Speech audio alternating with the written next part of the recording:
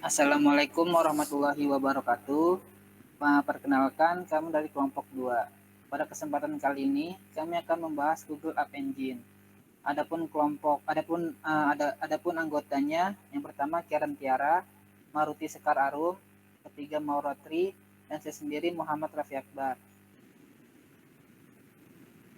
Pada kesempatan kali ini, kami akan membahas tentang face recognition for the social media with mobile cloud computing dan jurnal kedua developing digital data collection platform to measure the prevalence of sepsis in Wales.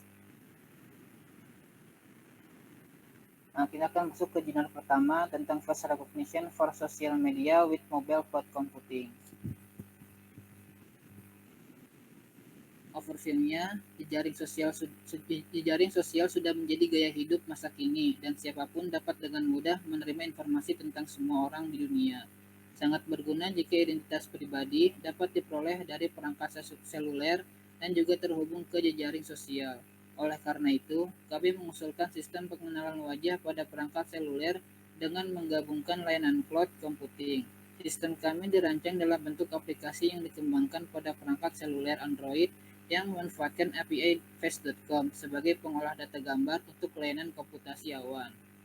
Kami juga menerapkan augmented reality sebagai penampil informasi kepada pengguna. Kemudian objektif dari jurnal pertama, face recognition dirancang untuk memberikan sebuah layanan yang menampung identitas pengenal utama seseorang yang memiliki berbagai akun jejaring sosial menggunakan identitas wajah. Kemudian kita akan masuk ke metode dan material. Sistem ini dirancang untuk menggabungkan komputasi yang dijalankan pada perangkat mobile. Komputasi pada perangkat mobile atau on-loading akan melakukan modul deteksi wajah dan augmented reality untuk berinteraksi dengan pengguna. Komputasi lainnya akan dijalankan di cloud server atau offloading menggunakan layanan Google App Engine dan Face.com. Sebenarnya, sistem ini dirancang dalam 3 modul utama, yaitu deteksi wajah pada perangkat mobile Android, pengenalan wajah pada server cloud menggunakan Google App Engine dan Face.com API, dan augmented reality sebagai hasil dari modul pengenalan wajah pada perangkat mobile. Untuk arsitekturnya dapat dilihat sebelah kanan. Next. Kemudian sistem ini adalah melakukan modul pengenalan wajah pada server cloud. Gambar ke-6 menunjukkan diagram blok modul pengenalan wajah. Ada 2 skrip Python dalam modul pengenalan wajah.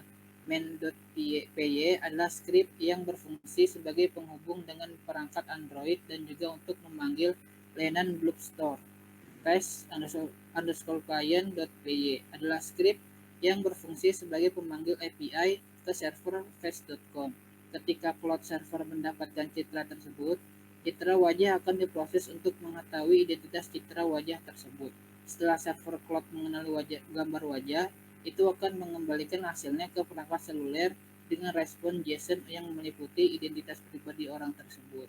Kemudian, perangkat seluler akan memecahkan kode respon JSON dan menampilkan hasilnya sebagai augmented reality. Next. Kemudian analisisnya, yang pertama deteksi wajah. Modul pendeteksi wajah di perangkat seluler merupakan tahap pertama dalam fungsi utama aplikasi pengenalan wajah ini. Proses modul pendeteksi wajah bekerja sebagai proses unloading yang dijalankan secara individual pada perangkat mobile. Pengujian teknis yang dilakukan pada modul ini terdiri dari pengujian variasi resolusi kamera. Kemudian hasil dari pendeteksi wajah. Hasil dari variasi resolusi kamera tersebut akan menjadi bahan untuk mengetahui waktu yang dibutuhkan untuk melakukan proses pendeteksian wajah pada suatu citra. Pengujian yang dilakukan pada modul face detection akan dilakukan sebanyak 10 kali untuk setiap kondisi resolusi kamera. Hasil pengujian ini akan ditunjukkan pada gambar nomor 7 yang juga menerapkan konsep augmented reality.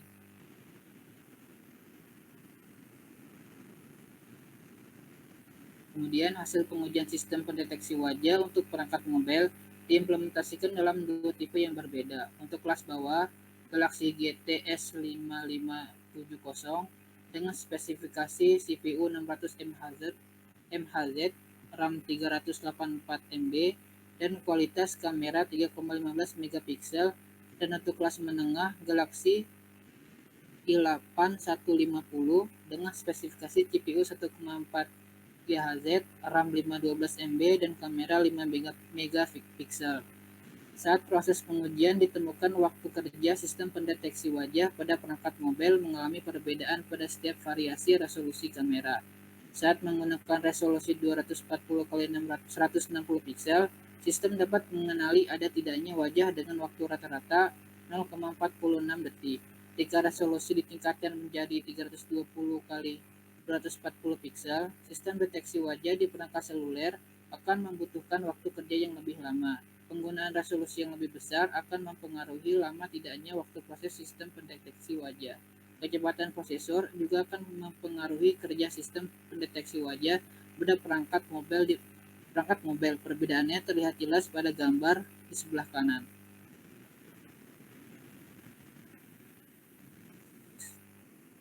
Kemudian kita masuk ke pengenalan wajah. Pengujian ini bertujuan untuk memperoleh analisis tingkat keberhasilan sistem dalam menjalankan fungsinya. Jumlah data wajah yang digunakan dalam pengujian ini adalah 50 wajah, dengan rincian 3 pria dan 2 wanita dengan masing-masing data 10 wajah. Contoh wajah yang digunakan dalam pengujian ini disajikan pada tabel 1. Pada pengujian yang dilakukan dengan variasi jumlah data latih, diperoleh hasil seperti pada tabel kedua.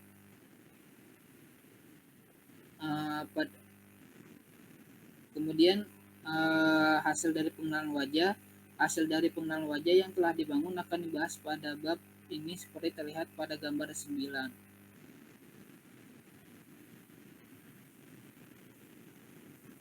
Kemudian akan dilanjutkan oleh Maura.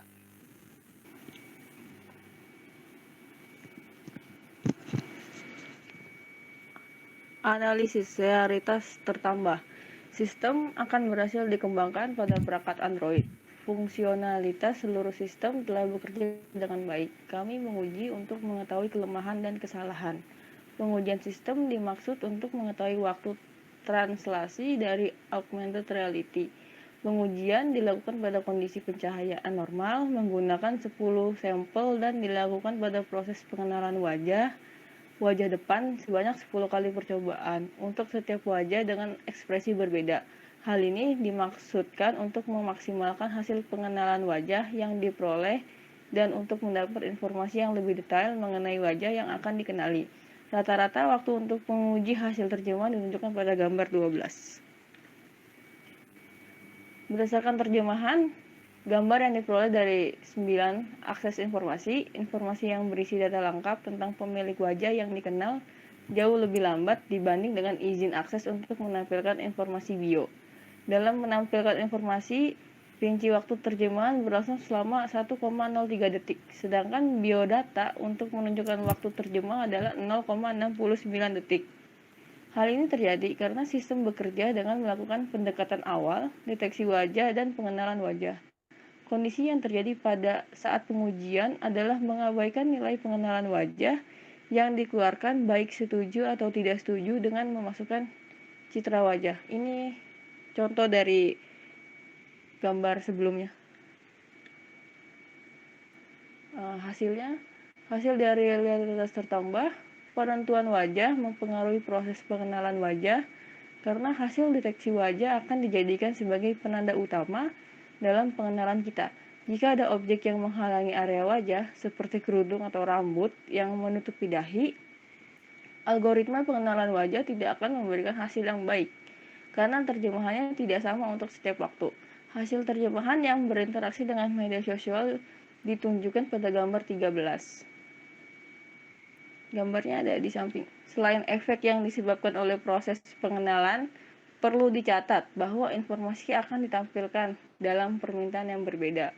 File teks biasa membutuhkan waktu lebih lama untuk diuraikan dan diterjemahkan.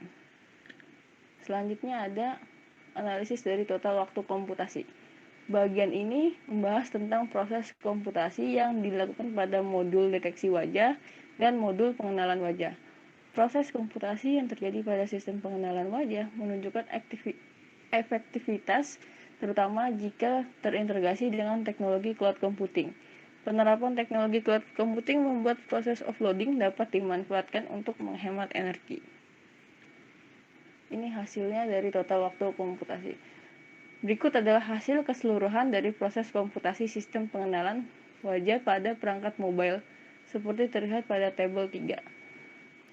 Gambar 14 menunjukkan bahwa komputasi untuk melakukan proses mendeteksi wajah, onloading, membutuhkan waktu yang lebih cepat pada semua jenis perangkat mobile. Hal ini berbeda dengan proses offloading yang membutuhkan waktu komputasi yang lebih lama. Hal ini dikarenakan proses offloading server cloud computing membutuhkan komputasi yang tinggi dan proses pengiriman hasil pengenalan wajah yang juga sangat bergantung pada konektivitas jaringan. Namun, keseluruhan proses pengenalan wajah dapat diimplementasikan pada perangkat lunak yang menunjukkan bahwa hasilnya tidak terlalu buruk. Proses visual tracking atau proses deteksi wajah yang telah diuji berjalan dengan baik dan menunjukkan sistem bekerja secara real time. Untuk obstacle-nya, 1. Proses offloading yang membutuhkan waktu komputasi yang lebih lama. Hal ini dikarenakan proses offloading server cloud computing membutuhkan komputasi yang tinggi. Yang kedua, proses pengiriman hasil pengenalan wajah yang juga sangat bergantung pada konektivitas jaringan. Solution based on paper. Penerapan teknologi cloud computing dapat dipertimbangkan sebagai salah satu alternatif untuk menghemat komputasi pada perangkat mobile seiring dengan perkembangan yang cukup luas. Sehingga kedepannya sistem ini harus mampu menjadi sistem pengenalan wajah secara real time seiring perkembangan jaringan komunikasi dalam memberikan akses yang lebih cepat. Your suggestion to maximize this solution. 1. Permasalahan citra dengan resolusi tinggi dan membutuhkan bandwidth besar sehingga proses offloading menjadi cukup lama. Maka dari itu, kelompok kami menyarankan untuk menggunakan API dari Google App Engine yang mampu melakukan kompresi pada data image dan membuat bandwidth yang dibutuhkan menjadi lebih kecil. Dengan begitu, proses offloading dapat digunakan dengan waktu yang lebih cepat. Yang kedua, solusi lainnya itu dengan membuat model pengenalan alternatif dengan metode deteksi lain. Jika sebelumnya itu input, terus ke model API FaceCom, terus output, terus AR, maka dengan perubahan model, proses tersebut akan diubah menjadi input, API, kompresi Google App Engine, terus ke model baru, terus ke output, baru ke AR. Maka dengan perubahan model, proses tersebut akan diubah menjadi input, terus ke API kompresi Google App Engine, ke model baru, baru ke output, terus ke AR yang terakhir. Jurnal 2. Developing a digital data collection platform to measure the prevalence of sepsis in Wales. Overview-nya terdapat data terbatas tentang prevalensi sepsis di bangsal umum di seluruh Wales. Sebuah studi percontohan sebelumnya pada tahun 2014 menetapkan dasar di 4 dari 16 rumah sakit akut. Ini bertujuan untuk mengevaluasi kejadian sepsis menggunakan definisi Surviving Sepsis Campaign dan untuk menentukan apakah paket sepsis 6 dikirimkan dengan andal kepada pasien dalam waktu 1 jam setelah mengenali kondisi tersebut. Meningkatkan sistem pengumpulan data ke tingkat nasional dari studi percontohan yang menggunakan formulir laporan kasus berbasis kertas tradisional dengan semua masalah yang terkenal, termasuk penyelesaian yang buruk, data yang hilang atau tidak terbaca, dan keamanan yang buruk akan menjadi tantangan. Maka diperlukan sistem yang baru yang mampu mengumpulkan data intensif selama periode 24 jam di 16 rumah sakit akut di seluruh Wales. Untuk objektifnya itu untuk mengembangkan platform pengumpulan data yang aman, efisien, dan mudah digunakan untuk mengukur prevalensi sepsis di Wales selama 24 jam. Method dan material development. Perpindahan menjadi Menggunakan sistem digital dengan menggunakan kerangka kerja Open Data Kit ODK karena gratis, open source, dan mengizinkan inskripsi dan penyebaran server pribadi. Platform ini memiliki 3 komponen. Satu, ada data collection form berdasarkan bentuk X form World Wide Web Consortium yang dimodifikasi secara sintaksis standar. Formulir memungkinkan berbagai gaya pertanyaan untuk ditampilkan, termasuk pilihan ganda, kontak centang, entry text, dan pertanyaan tanggal waktu. Yang kedua ada data collection application. Aplikasi ODK Collect membaca dan menampilkan pertanyaan sambil memungkinkan aturan logika untuk membatasi perkembangan dan kendala entry data untuk mengurangi kesalahan entry data. Yang terakhir ada data aggregation server.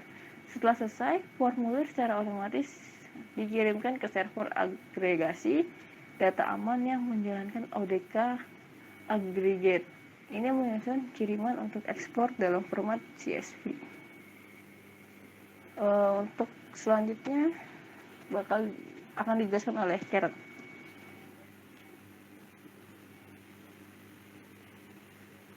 Selanjutnya yaitu mengenai metode dan materials. Yang pertama itu adalah development untuk device, di mana ODK Collect berjalan di platform Android saja. Kami menggunakan perangkat Tesco UDL2 dengan biaya 99 pound sterling pada saat penulisan. Mereka memiliki layar 8,3 inci, menjalankan Android versi 4,4, serta mengizinkan restricted user accounts dan juga memiliki masa pakai baterai selama sekitar 8 jam. Selanjutnya, development untuk ODK Platform, di mana perangkat lunak platform ODK Collect versi 1.45 dan juga ODK Aggregate versi 1.47 gratis dan tersedia, tanpa perlu pengembangan perangkat lunak aktif. ODK Aggregate dikonfigurasi menggunakan paket perangkat lunak server yang siap digunakan bersama dengan Google App Engine. App Engine menawarkan skalabilitas tak terbatas dan tidak memerlukan biaya untuk pemeliharaan server. Gambar ini merupakan skema dari aliran data dengan menggunakan sistem ODK. Next. Selanjutnya adalah method and materials development untuk data collection platform, di mana formulir pengumpulan data digital dirancang pada Microsoft Excel dan dikonversi ke format XML ODK Xforms yang diperlukan menggunakan alat yang disediakan oleh ODK. Ini mengikuti format yang digunakan dalam percontohan pada tahun 2014. Sebuah nomor identifikasi studi yang unik dihasilkan untuk setiap pasiennya. ODK memungkinkan kami untuk menentukan batasan khusus untuk berbagai pertanyaan, memastikan bahwa semua bagian yang diperlukan dilengkapi dengan jawaban dalam rentang yang dapat diterima. Selanjutnya adalah bagian implementation, di mana yang pertama ini adalah implementation secara general. Mahasiswa kedokteran dari Universitas Cardiff dan Swansea diundang untuk berpartisipasi sebagai data collection atau DC. Formulir Google digunakan untuk pendaftaran. Untuk mendukung DC, 16 hospitalists atau HL direkrut untuk mengkoordinasikan dan menjawab pertanyaan.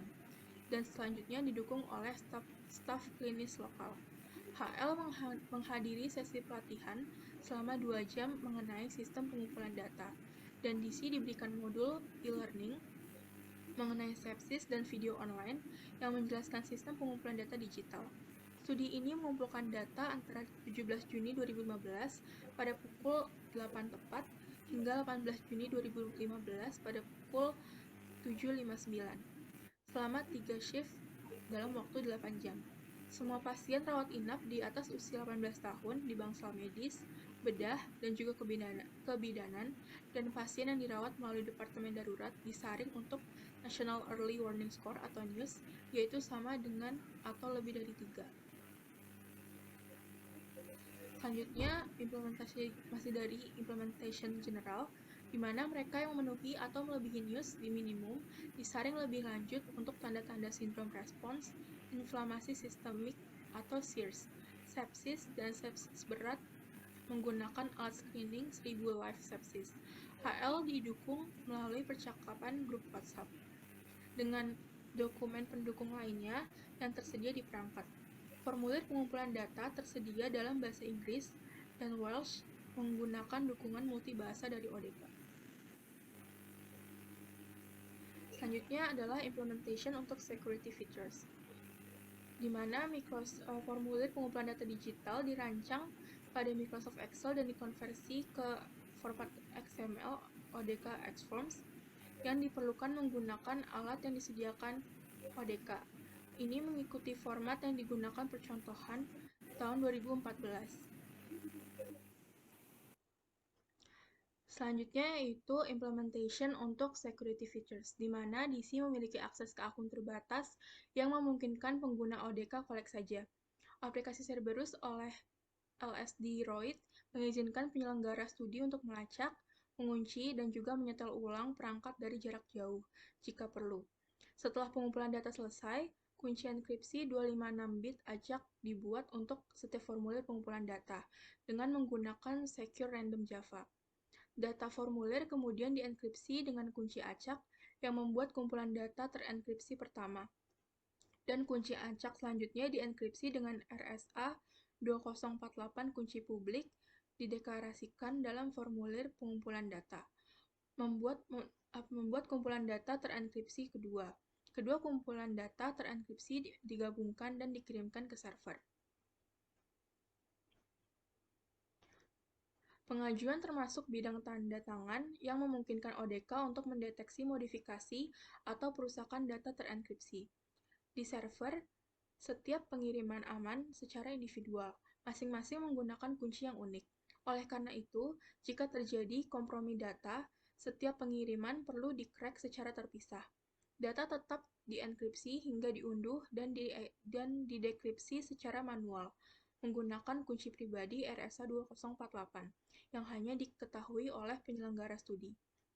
Semua data yang dikirimkan ke dan dari server menggunakan protokol Secure Sockets Layer.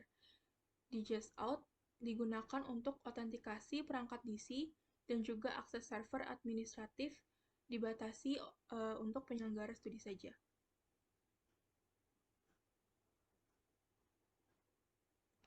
Selanjutnya yaitu implementation untuk user feedback survey, di mana sebuah survei umpan balik dibangun untuk mengumpulkan pendapat anonim dari HL dan DC. 39 item pertanyaan dan pilihan jawaban dirangkum dalam lampiran D. Mereka mencakup rekrutmen studi, persiapan, beban kerja, dan umpan balik perangkat. Jika sesuai, maka skala respon 5 poin Likert digunakan. Selanjutnya yaitu result untuk student recruitment, yaitu pada akhirnya 184 mahasiswa kedokteran berpartisipasi dalam penelitian ini, dan dengan 16 dialokasikan sebagai HL dan 168 sebagai DC. 71% DC dialokasikan ke shift pilihan mereka, dan 30% DC yang mengambil bagian dalam pilot berpartisipasi lagi. Ini merupakan gambaran dari distribusi tahun studi untuk peserta mahasiswa kedokteran. Yang tahun pertama itu digambarkan yaitu 9%, untuk tahun kedua 8%, tahun ketiga 25%, tahun keempat 22%, dan tahun kelima yaitu 36%. Selanjutnya adalah untuk result dari devices. Secara total, 59 perangkat didistribusikan di 16 lokasi rumah sakit.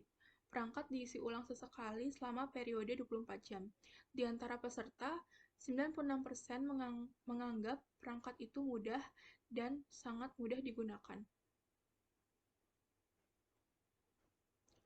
Selanjutnya yaitu result untuk ODK Platform, di mana server aggregate ODK di-hosting di Google App Engine memungkinkannya untuk ditingkatkan dengan tepat saat lalu lintas meningkat. Selama periode 24 jam ini, ada lalu lintas sebanyak 0,20 GB, setara dengan 50,48 jam instance, lonjakan besar dibandingkan penggunaan sebelumnya. Total biaya untuk periode 24 jam ini adalah $2,63 atau sebanyak 1,68 pound sterling. Selanjutnya adalah result untuk data collection form, di mana DC menerima 1198 formulir pengumpulan data digital, yang mana berarti data meningkat 378% dibandingkan dengan uji coba berbasis kertas. Karena data sudah didigitalkan, kami menghemat sekitar 95 jam waktu entry data, dan kurangnya perbedaan antara metode entry data memungkinkan analisis data segera setelah periode pengumpulan data. Sistem ODK tidak memiliki metode untuk mencegah pengumpulan data duplikat, karena sifat transfer data yang searah. Penyelenggara studi menghabiskan 8 jam dengan hati-hati menghapus 72 catatan duplikat dari data yang dikumpulkan, yaitu N sebanyak 1198, dan meninggalkan 1126 catatan. Namun, ini jauh lebih sedikit daripada 25 jam yang dihabiskan untuk menghapus duplikat dalam studi percontohan, yaitu N sebanyak 312. Selanjutnya yaitu result untuk user feedback, di mana secara keseluruhan 96% setuju bahwa penelitian ini relevan dengan pendidikan kedokteran mereka saat ini, dan sekitar 85% menganggap materi persiapan bermanfaat.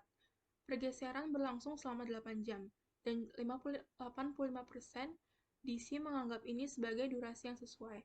Di antara peserta, 97% atau sebanyak 184 menemukan formulir ODK mudah digunakan. Dari mereka yang juga berpartisipasi dalam uji coba atau sebanyak 24, 100% menyatakan bahwa sistem berbasis ODK ini lebih baik daripada sistem berbasis kertas, dan 92% menyatakan lebih cepat. Secara keseluruhan, 97% peserta menyatakan akan menggunakan kembali sistem digital, dan 98% akan mengikuti kembali, dan yang terakhir 99% senang mengikuti. Selanjutnya akan dijelaskan oleh rekan saya, Kamaruti. Baik, untuk selanjutnya, beberapa obstacle yang dihadapi dalam penelitian di paper ini antara lain, yang pertama adalah penelitian ini memiliki batasan yaitu tidak secara khusus menilai interrated reliability atau keandalan antar penilai, sehingga perlu adanya pembahasan lebih lanjut mengenai aplikasi atau alat yang digunakan. Yang kedua, dalam adaptasi alat yang digunakan, peneliti menemukan bahwa untuk memenuhi peraturan tata kelola penelitian yang ketat, pentingnya menggunakan enkripsi untuk transfer dan penyimpanan data secara default jika menggunakan layanan yang dihosting secara eksternal, serta mencegah pengumpulan informasi identitas pasien atau Patient Identifiable Information atau PII dengan membuat nomor identifikasi pseudonym untuk pasien, sehingga menyamarkan penyelenggara studi untuk melihat data PII tersebut. Yang selanjutnya, ODK beroperasi paling baik ketika perangkat memiliki koneksi internet terus-menerus dan dapat mengirimkan data secara teratur. Namun, koneksi Wi-Fi rumah sakit tidak selalu dapat diandalkan dan menyumbang 5 dari 16 permintaan dukungan terkait IT. Terlepas dari itu, ODK selalu dapat mengumpulkan data secara offline dan mengirimkannya saat koneksi tersedia. Hal ini memungkinkan DC untuk beroperasi tanpa masalah. ODK Collect juga dapat digunakan tanpa server apapun dengan menghubungkan perangkat secara manual ke komputer yang menjalankan ODK Briefcase. Namun perlu digarisbawahi bahwa penggunaan ODK Briefcase ini akan mengurangi kecepatan agregasi data dan meningkatkan risiko kehilangan data. Untuk selanjutnya, ditemukan 2 bug kecil, yaitu yang pertama adalah kesalahan atau error yang terdokumentasi dengan baik dalam referensi tanggal waktu ODK Collect. Yang kedua, kesalahan saat mencoba mendekripsi 2 kiriman yang rusak, namun tidak ada kehilangan data yang dihasilkan. Yang kelima, meskipun menerapkan proses untuk membantu mencegah duplikasi rekrutmen, peneliti masih harus menyaring beberapa pasien beberapa kali karena faktor human error. Dengan contoh ini, peneliti mengidentifikasi catatan duplikat dan hanya menyimpan catatan pertama yang diterima. Pemeriksaan kualitas data yang dilakukan secara acak di 3 papan kesehatan dengan 9 set dokumen ditemukan cocok 100% dengan data yang dikumpulkan. Yang keenam, jumlah dokumen yang relatif kecil dalam objek penelitian ini berarti bahwa peneliti tidak dapat sepenuhnya memvalidasi kualitas data yang dikumpulkan. Kekurangan ini akan diatasi dalam penelitian berikutnya dengan memilih secara acak 10 kumpulan data per situs untuk validasi independen. Selanjutnya, solusi yang ditawarkan dalam paper ini yang pertama adalah platform pengumpulan data ini dapat bermanfaat bagi peneliti kesehatan lainnya, dan tujuan dari penelitian ini adalah untuk membantu mereka dalam merampingkan proyek pengumpulan data. Ini akan beroperasi sebagai platform pengumpulan data Digital Wells bersama dengan Cardiff University Research Society untuk mendorong partisipasi mahasiswa dalam penelitian. Yang kedua, untuk mengumpulkan dan menyimpan PII di masa mendatang, agregat ODK harus dipindahkan ke server yang beroperasi di bawah National Health Service atau NHS atau Firewall University. Selanjutnya, perangkat perlu terhubung melalui koneksi virtual private network. Meskipun secara teknis hal ini memungkinkan, hal ini juga memerlukan persetujuan dan dukungan dari Departemen IT Dewan Kesehatan NHS tempat. Untuk memaksimalkan solusi dari paper yang sudah dijelaskan tadi, ada beberapa tambahan saran dari kelompok kami. Yang pertama adalah seperti yang telah disebutkan dalam obstacle bahwa ODK beroperasi paling baik ketika perangkat memiliki koneksi internet terus-menerus dan dapat mengirimkan data secara teratur. Walaupun ODK selalu dapat mengumpulkan data secara offline dan mengirimkannya saat koneksi tersedia, sehingga memungkinkan DC untuk beroperasi tanpa masalah, serta pemanfaatan ODK Briefcase untuk membantu menjalankan ODK Collect tanpa server. Namun, seperti yang sudah disebutkan tadi bahwa penggunaan ODK Briefcase ini akan mengurangi kecepatan agregasi data dan meningkatkan risiko kehilangan data. Untuk itu, menurut kelompok kami, selain dukungan infrastruktur cloud yang handal, di mana dalam penelitian ini telah tercover dengan Google App Engine, diperlukan juga dukungan dari penyedia layanan ISP setempat agar platform ini dapat berjalan dengan baik. Yang kedua, masalah keamanan data juga menjadi salah satu hambatan yang ada dalam platform ini.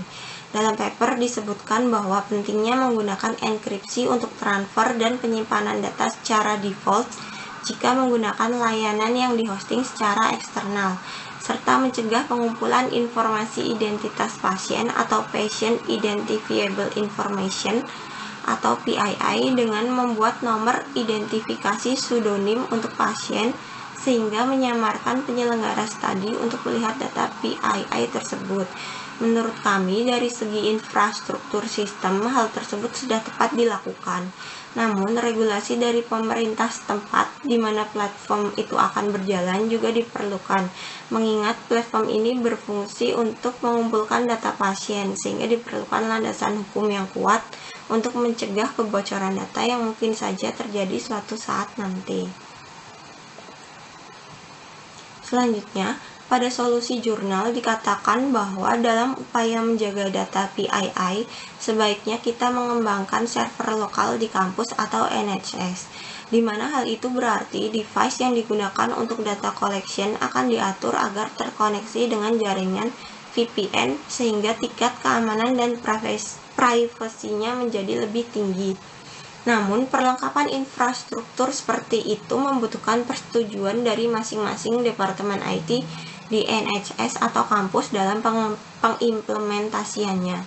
Sehingga kami menyarankan apabila hal tersebut tidak memungkinkan, maka dapat digunakan infrastruktur Google App Engine yang sebenarnya sudah lengkap dan cukup baik dengan cara meningkatkan kembali keamanannya dengan menggunakan fitur firewall pada Google App Engine untuk mengatur traffic aksesnya. Firewall App Engine ini memungkinkan kita mengontrol akses ke aplikasi App Engine melalui serangkaian aturan yang dapat mengizinkan atau menolak permintaan dari rentang alamat IP yang ditentukan. Kita juga tidak akan ditagih untuk lalu lintas atau bandwidth yang diblokir oleh firewall. Yang selanjutnya, memanfaatkan fitur backup dari Google App Engine untuk menangani kasus kehilangan data. Pada jurnal juga dikatakan bahwa hasil uji dilakukan hanya dalam waktu 24 jam dengan traffic 0,2 GB. Namun, hal yang dapat terjadi dalam implementasi nyatanya, nilai traffic pasti akan fluktuatif, tidak terkontrol seperti hasil dari penelitian ini. Sehingga jika tidak menggunakan kemampuan redundancy pada Google App Engine untuk menjaga sistem tetap aktif, maka ketika traffic sedang ramai, bisa saja sistem justru tidak bisa terpakai. Solusi untuk kedepannya, ketika menggunakan Google App Engine, kita perlu mengalokasi resource dengan mengatur fitur scalability atau redundancy agar sistem tetap berjalan baik. Pengaturan tersebut dapat dilakukan pada file konfigurasi yang ada di Google App Engine di bagian App YAML dengan menulis coding seperti yang ditampilkan di bawah ini. Selain itu, penggunaan server cloud Google App Engine juga dapat mengurangi potensi data hilang karena data korup saat transfer data dengan mengakses data yang masih terdapat di cloud server. Yang hambatan lainnya yang ditemukan dalam paper adalah terkait dengan adanya duplikasi rekrutmen. Disebutkan bahwa meskipun menerapkan proses untuk membantu mencegah duplikasi rekrutmen, peneliti masih harus menyaring beberapa pasien beberapa kali karena faktor human error. Yang perlu digarisbawahi di sini adalah human error biasanya terjadi karena kurangnya pengetahuan user dalam menggunakan atau mengoperasikan sistem, terutama sistem baru seperti yang ada pada platform ini, di mana proses pengumpulan data pada penelitian sebelumnya yang masih menggunakan paper based kemudian berubah menjadi cloud based dalam penelitian ini. Untuk itu diperlukan adanya peningkatan kemampuan sumber daya manusia pengguna sistem ini. Hal tersebut dapat dilakukan dengan mengadakan pelatihan atau training kepada para data kolektor. Ya, kesimpulan dari ulasan paper ini dapat disimpulkan bahwa pemanfaatan Google App Engine pada implementasi di kedua jurnal sangatlah dibutuhkan. Hal tersebut dikarenakan Google App Engine memiliki layanan sebagai wadah server ketika kita ingin menempatkan aplikasi, service, atau program yang bisa diakses dalam jaringan internet. Server Google App Engine juga memiliki skalabilitas tinggi untuk load besar tanpa perlu melakukan maintenance. Karena ini cloud based, jadi semua infrastruktur sudah diatur oleh Google. Demikian presentasi dari kelompok kami. Wassalamualaikum warahmatullahi wabarakatuh.